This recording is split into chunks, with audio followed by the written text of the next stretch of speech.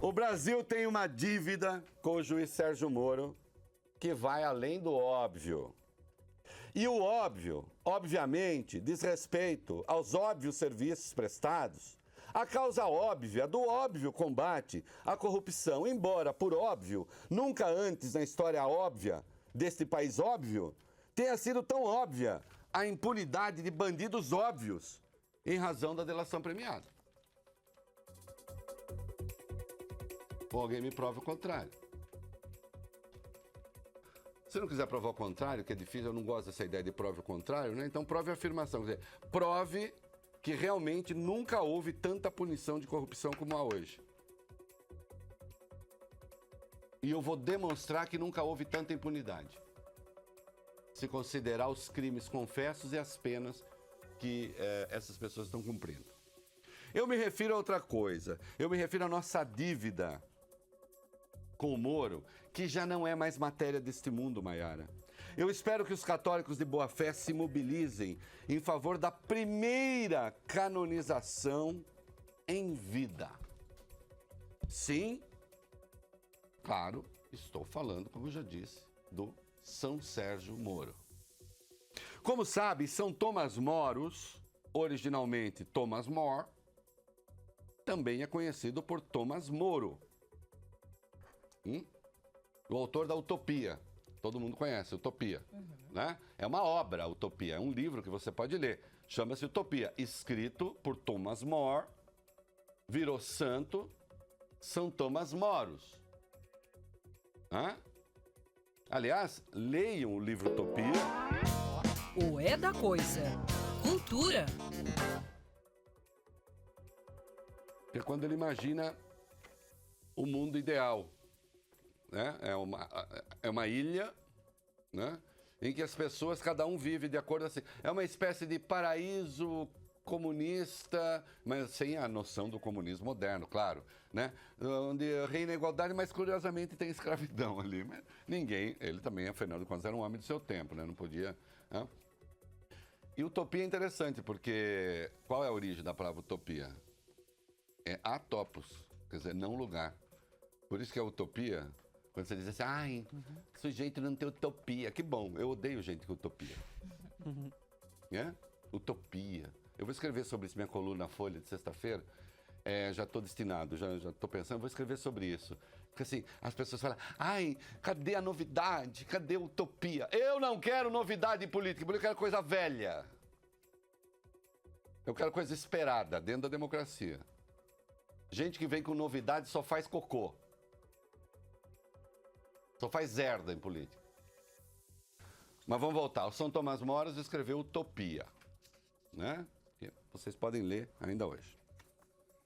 Digam-me, existe hoje figura mais celebrada no Brasil do que o Moro? E note que eu nem entro no mérito se é justo ou injusto. Existe figura mais temida? Existe figura mais respeitada?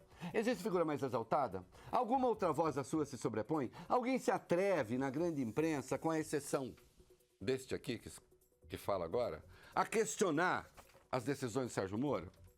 A OAB não se queda inerme, em silêncio, reverencial, pouco importa o que ele faz? Em aeroportos é seguido por um séquito de admiradores, nos restaurantes é aplaudido de pé, suas sentenças, e isso eu já percebi, não são lidas, mas são festejadas como a quintessência de um novo direito.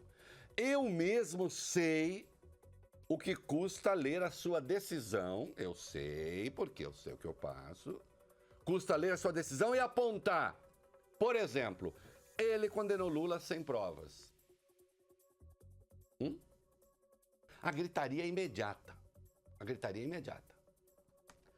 Não ouse pedir que então os barulhentos apontem onde estão as provas. Não acreditar em Sérgio Moro é coisa de herege. Mas tudo indica o doutor ainda acha pouco. Nesta segunda, na Veja, ele deixou clara a necessidade da canonização. Porque ficou evidente, não lhe faltam nem mesmo as agruras dos mártires. Porque também tem isso, né? O santo, ninguém vira santo assim, tem que ter um martírio, né? Não é assim, não, eu levei uma vida folgada, era uma delícia, estava tudo bem, tá tudo ótimo. Ajudei as pessoas, mas tomei vinho caro, morei confortavelmente, ajudei um monte de gente e tal. Mas aí pergunta, mas quais são as agruras que você passou? Ah, nenhuma. Ah, então santo não. Pode ser um cara legal, mas não vai ser santo. Tem que ter agrura, né? Então, São Francisco era rico, tá, não sei o que, um dia, tá, mas tem que se despir das riquezas para ser santo. Ou então a santa tem que ter uma chaga que a persegue, uma doença, uma ferida, uma dor, né? Ou ser martirizado mesmo pelos inimigos do cristianismo. E eu vi agora, eu não sabia que o Moro estava sendo martirizado também. Eu cito aqui um trecho da Folha. Sem citar nomes ou exemplos, o magistrado responsável pelos processos da operação em Curitiba disse que há, Meira, tentativas de diversionismo com ataques a quem investiga e julga. As reações, acredita ele, vêm do fato de que muitos dos crimes investigados foram praticados por políticos. Então aqui já está a pregação contra os políticos. Aí vem ele. Ao invés de eu discutir a minha responsabilidade, eu ataco as pessoas. Isso ele falando como se estivesse falando em nome dos inimigos, né? Então, eu vou botar na voz das pessoas, não fica estranho. Essas pessoas, ao invés de discutir a sua responsabilidade, atacam aqueles responsáveis pelo processo, disse ele. Aí falou, mas eu estou absolutamente tranquilo com as coisas que eu fiz. Quanto a essas ofensas, tem um ditado. Não se deve atirar uma pedra em todo cachorro que ladra. Eu não vou ficar me incomodando com mentiras. Não é o primeiro integrante da Lava Jato que associa seus críticos a cachorros. Antes dele, incorreu na mesmíssima metáfora, hein? Mesma metáfora zoológica, o procurador Carlos Fernando. E sabe de que o Carlos Fernando está falando? De mim. Carlos Fernando. E comparou o cachorro. Acho que o Sérgio Moro nem estava falando de mim, embora eu seja o único que o critica na grande imprensa. Mas, se foi também, vamos lá, Sérgio Moro. Há vários tipos de cão. Se eu sou, eu vou dizer de que tipo. Eu entendo, Sérgio Moro, quando um juiz consegue intimidar tribunais regionais, federais e tribunais superiores, quando vê a sua interpretação bastante pessoal da lei, em especial do artigo 312 do Código de Processo Penal, que trata das prisões preventivas, ser endossada por ministros do STF com mãos e lábios trêmulos, quando o representante da OAB, presente às sessões em que o magistrado trata um advogado de defesa aos tapas e pontapés, e esse representante da OAB faz silêncio, isso certamente confere um sentido de onipotência que vai tornando o vivente, Maíra, intolerante, mesmo com a crítica justa, honesta e desinteressada. Que para mim, uns idiotas falam, você começou a criticar o Sérgio Moro, Lava Jato, quando chegou a Tucano. Primeiro que eu estou cantando e andando para Tucano. E segundo, que nem tem Tucano lá. A personagem mais famosa do Sérgio Moro, o seu alvo fixo é o Lula. E todo mundo sabe que eu penso do PT. Aliás, eu vou mostrar aqui que Lula e Sérgio Moro são muito parecidos. Até nos índices de pesquisa eleitoral. E Moro seguiu adiante, sempre sem contestação, a fazer elogios em boca própria, o que é uma beleza. Diferentemente do que acontecia no passado, hoje a impunidade não é mais a regra. Eis que de súbito a justiça brasileira se tornou, quem diria, um exemplo de eficiência. Os tribunais não estão mais atulhados com milhões de processos, alguns a durar décadas. E não estão parados em tribunais. E eles não estão parados em tribunais superiores. É bom que se lembre. Mas não tem jeito. Vamos ter de atravessar esse deserto. Este que fala agora, eu mesmo, enfrentou 13 anos de petismo no Poder Federal, sem contar os anos anteriores.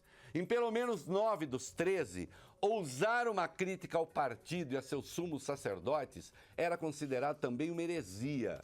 Naquele caso, quem reivindicava a canonização era Luiz Inácio Lula da Silva. Eu mesmo. Já nasci santo. Hoje, o ex-São Luís padece nas mãos de São Sérgio.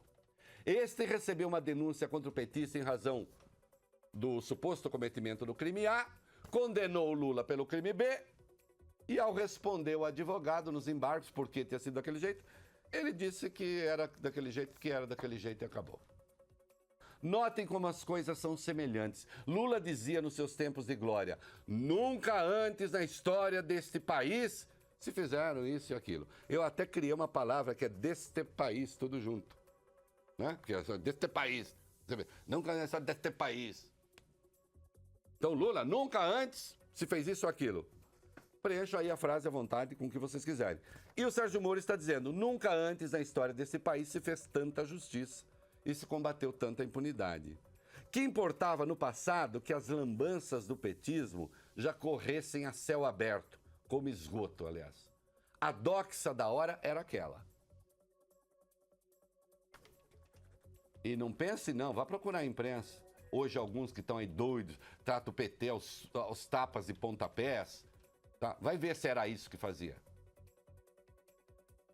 Procure edições do Jornal Nacional da época, do auge do Lula. Que importa agora que se possa constatar sem esforço que nunca antes tantos bandidos confessos tiveram penas tão ridículas?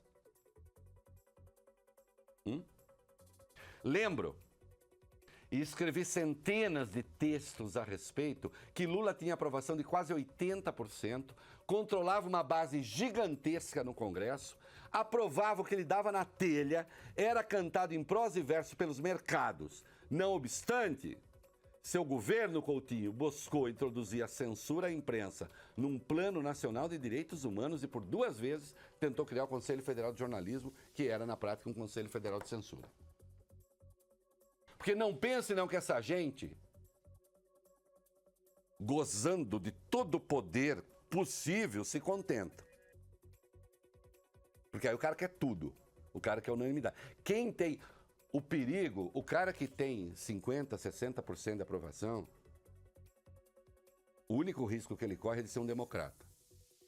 Ele vai tentar ganhar a outra metade, vai tentar demonstrar para o outro que não é bem assim, vai não sei o quê. O sujeito que tem 95%, ele vira um perigo porque ele quer 100%.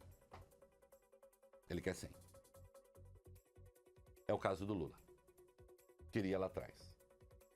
E aí, história é história. Pode procurar na internet. No dia 7 de janeiro, acho que era, eu estava de férias, tomando caipirinha na praia. 2000, deixa eu ver, o Plano Nacional de Direitos Humanos que tinha censura à imprensa. Acho que 2011, talvez. Acho que até um pouquinho antes, viu? Pode ser. Mas a gente acha que... Eu recebi o plano, caiu no meu celular, vi e-mail, entrei. E quando eu li aquilo, eu falei, opa! Eu estava de férias. Censura à imprensa num Plano Nacional de Direitos Humanos. Legalização do aborto num Plano Nacional de Direitos Humanos. Fim da propriedade privada num Plano Nacional de Direitos Humanos. 2010. 2010. Quem botou a boca no trombone? Eu tenho um texto que eu escrevi, que eu estou dizendo, eu tava inclusive até tomando umas caipirinhas.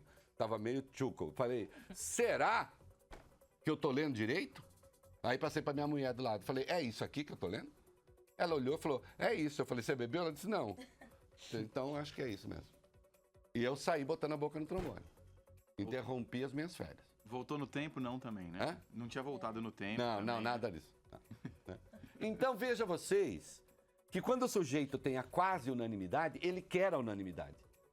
E não se contenta. Aí baixa o espírito autoritário. E é o que está acontecendo agora com o Sérgio Moro. O PT queria manietar o que restava de independência na imprensa. Lula queria unanimidade e é o que quer Sérgio Moro. Ele não especificou quais são os atos deletérios contra o seu trabalho, nem quais são as ações sujas de que é vítima. No fim das contas, poderia dizer, é incrível que haja pessoas que ainda ousem me criticar. Jamais esquecerei de que na sentença em que condenou Lula, o juiz afirmou que até poderia, Maiara, decretar prisão preventiva do petista, porque afinal de contas o Lula tinha recorrido à justiça contra ele, Moro. Mas recorrer à justiça não é um direito natural das democracias? E outra, o Lula recorreu à instância a qual o Moro pertence, a justiça. O senhor não confia na justiça, doutor?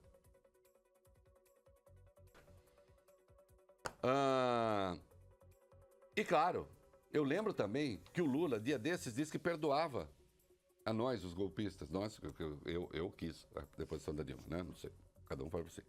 Como se nota, Maiara, nós estamos num embate que é de natureza religiosa. Uma luta de divindades. Até nas pesquisas eleitorais. O Moro aparece com 44, o Lula com 42. O último Datafolha. Na margem de erro. Eles têm o mesmo número de votos até. Parafraseando aquele deputado estranho que citou um certo Bertoldo Brecha. Bertoldo Brecha! É, pobre do país que precisa de santos. Já nem mais de heróis, como disse Brecht. De santos. Brecha! Não, Bertoldo Brecht! Isso. Olha aqui, será que Moro vai considerar também esse meu comentário, Coutinho, mais um latido de cão? Vai ler, né? Pode ser, mas é de um cão que toma o cuidado de ler o que ele escreve. Coisa que não faz boa parte das marocas e dos esbirros que lhe puxam o saco na imprensa. Ou não escreveriam e diriam tanta bobagem do ponto de vista jurídico. Ou melhor, não lhe abanariam a cauda, que é coisa que cachorro também costuma fazer, especialmente quando satisfeito com o agrado do seu dono, quando leva um afago. Eu posso ser cachorro, mas se passar a mão na minha cabeça sem eu querer, eu mordo. É, né? Esse negócio de caldinha abanando não rola. Olha aqui, o São Tomás Moros escreveu utopia. São Sérgio Moros vai escrever distopia. É uma ilha onde o triunfo da justiça conduz a um embate final entre um petista e Jair Bolsonaro. É ou não é, Santinho? É isso aí. Hashtag pronto.